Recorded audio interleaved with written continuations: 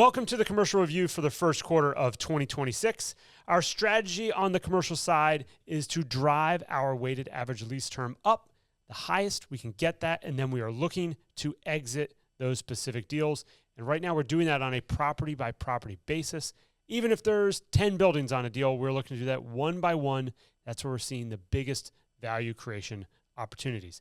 If we're not selling a deal, our focus is on maintaining our lease rents and working on increasing the CAM reimbursements and capture that we can get on the expense side. Now, all of that is set in lease terms. So as we go to renegotiate leases, that is the part that we are focusing on. So overall, we have 22 buildings in our portfolio, and we continue to sell a few here and there. Last quarter, we sold one. This quarter, in the first quarter of 2026, we sold one as well. And we have a few more that are under contract. Yeah, we have the 6200 building over in Midtown, which will be our fourth sale there. We've been doing great there. You know, we bought this property. It's 14 buildings, roughly $75 a square foot, and our average exit has been well over $100 a square foot. So it's working out from an exit standpoint, building by building. Operationally, it has not been as great because of we've been tied up with our loan with Wells Fargo. So eventually, once we sell this next one, we're going to pay them off and be able to execute the operational plan that we started with to begin with. So we're excited about moving that along.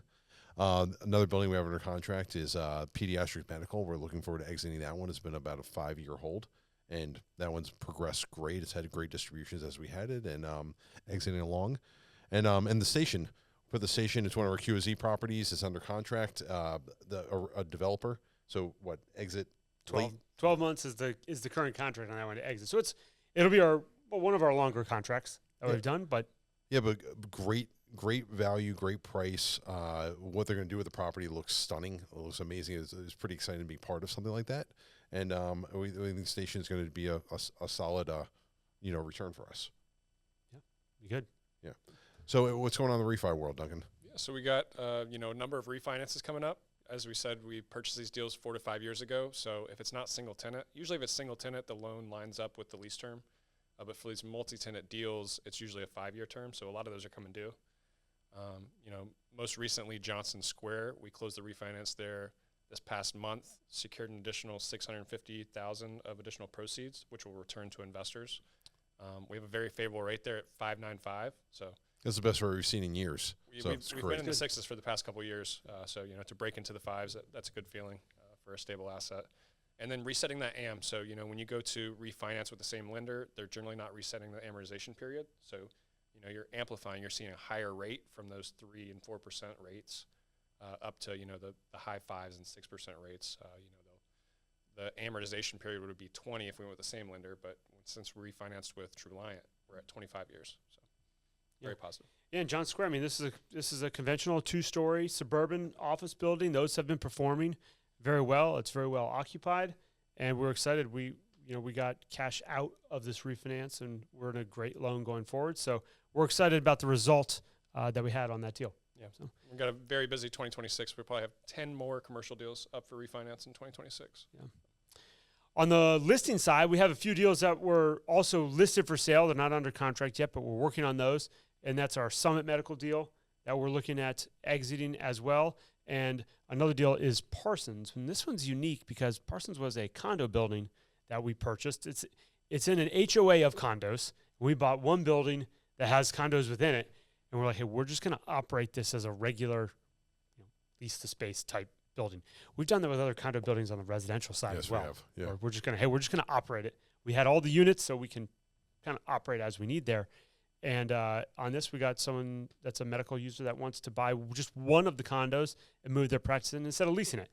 So we're going to go down that path and see what we can do there. But kind of once you start on that, hey, you're selling one, now that's kind of the domino effect, and you operate that way on the rest of them. Mm-hmm. So what will happen is a lot of times you see in condos is like they'll break apart as individual condos, and they'll over a 10-year period they'll all come back together as one ownership, and then they'll break apart again. It's just kind of ebbs and flows.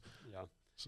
If we look at the statistics on our commercial portfolio, right now we are seeing pretty good revenue growth. We look at it, it's higher than other segments, even purely in office. We're seeing 3 to 4% annual rental rate growth. That's a lot of our leases also have that, where it is a set 3, 4, 4.5% rental rate growth each year. So that really helps us on a year-over-year basis. And we're also seeing pretty strong expense capture. So, that's all in the lease, but we have to be efficient in operating the property. We have to make sure that the costs we do have are all in the right buckets and are accurate, but we're seeing good reimbursements on our CAM.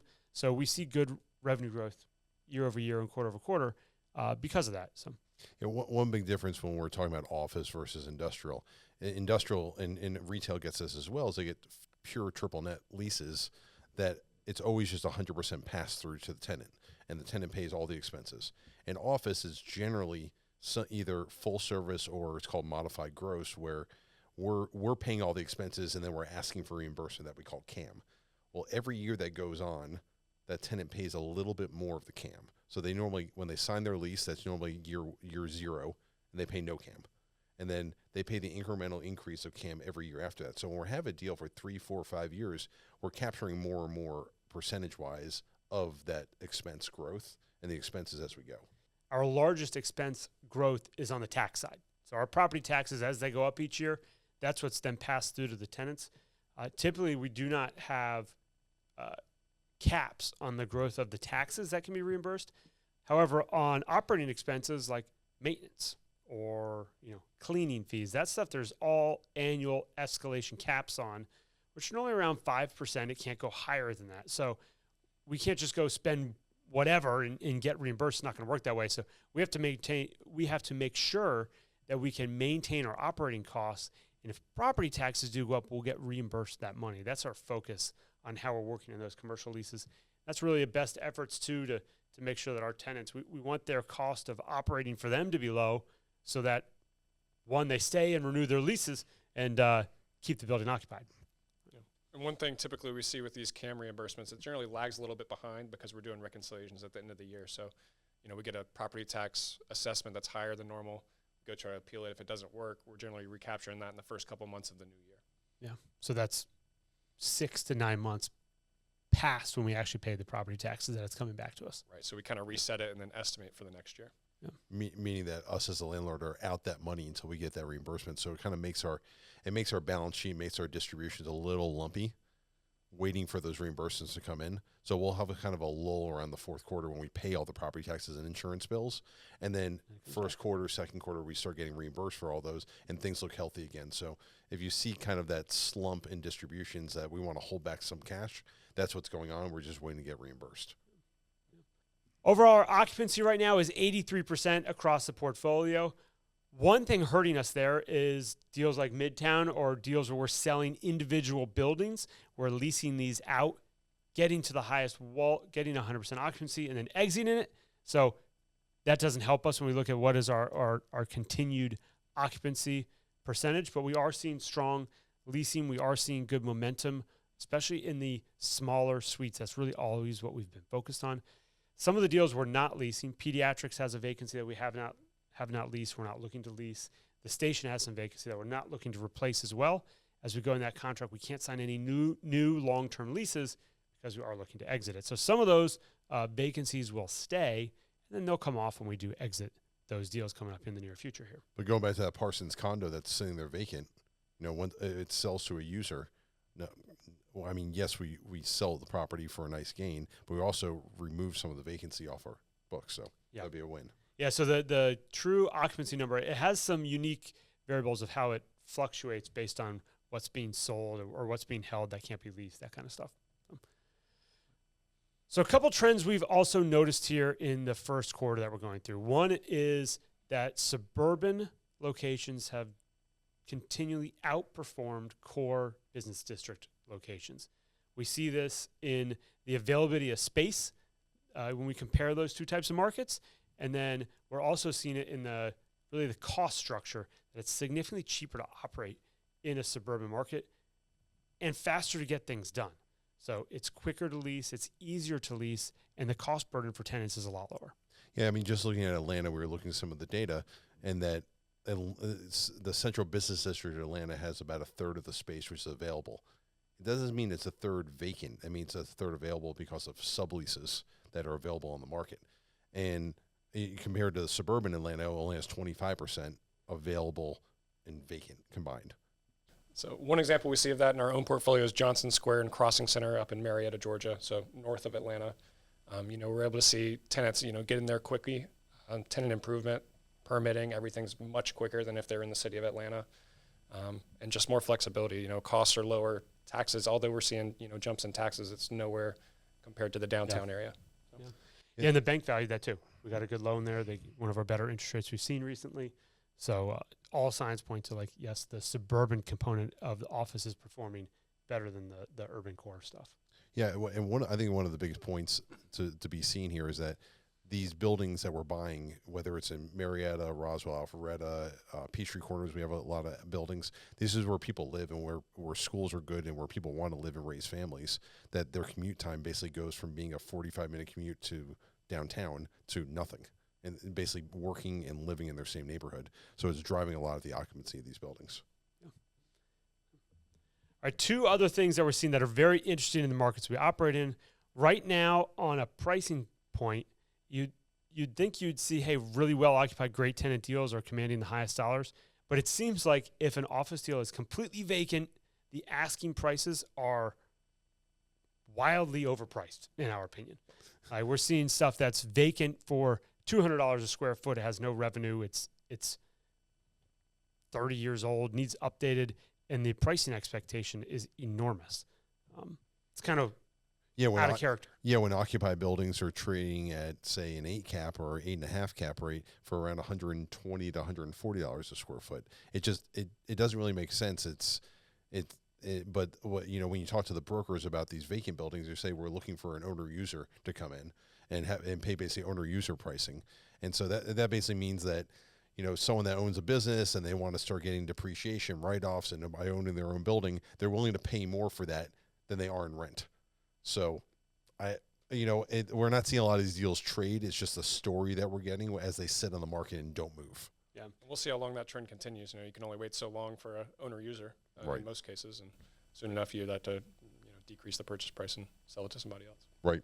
Yeah, a lot of that vacancy in the suburban market is priced so aggressively high that it's probably going to stay like that for a while, right? Until something meaningfully changes. Another interesting thing we're seeing in the office space market here in Atlanta specifically is starting to see some conversion of office to residential. Notably, one of the Georgia Pacific Towers that's in downtown Atlanta. It's one of our biggest buildings, and they're looking at converting that, and it's huge, it's over 1 million square feet, but they're looking to convert that, adding 400 apartment units there, and they'd be really on the highest floors. They'd be some of the highest residential units in the Southeast. Now, physically highest. Yeah, not price highest, but physically highest. I mean, the building in Georgia Pacific is owned by the Koch brothers, so big multinational organization. However, it's still exciting that they are looking at doing one of these office conversions into residential. It's probably the biggest one. It's definitely the biggest one in the Southeast that we're seeing out there. So we're watching it and we're seeing how it moves forward, but more as spectators, more something interesting in the market, not directly related to the assets that we're working on. Yeah, the discussion on that one is that the floor plates were narrow enough that they can basically get access to basically the outside of the building to have windows and doors and all the stuff that you need for residential compared to office. That it was just really the perfect build of a building to make it work, but only on the top, 20 floors? Yeah, the top of the building. Of the 60 or so floors that it is. So, yeah. But it's going to be a very cool project to follow, and hopefully it gets through. It'd be great for Atlanta. As we look at how does Atlanta be a market that is innovative and moving forwards and attracting people to it. And this is one of those things that, if we can do this in the Southeast, it's great for Atlanta, but it's also good for the office and residential markets in the city we operate in. Next exciting thing going out is our distributions on the 20th. We consistently send these every quarter. All of your individual investor reports are also loaded in the investor portal, so you can access those at any time. Coming up, we also have our deal-specific webinars. These are really opportunities for LPs to talk with one another, and we're going to go through really the nuts and bolts of how a specific deal is working, and these are all tied to upcoming decisions, whether it's a refinance or a targeted sale or a contract timeline. So look for those emails. They come from me. If you see hey, what is this webinar? That's an invitation to just talk about what's going on in the deal and really get into the weeds on how that deal is performing. Now, outside of that, we also have our Investor Growth Day, which is April 30th. We'll have multiple speakers that come that day, and it's a good opportunity for LPs to meet each other, see what's happening in the real estate market, and network with other people that are working at Greenleaf here. So thanks for watching. Have a good one.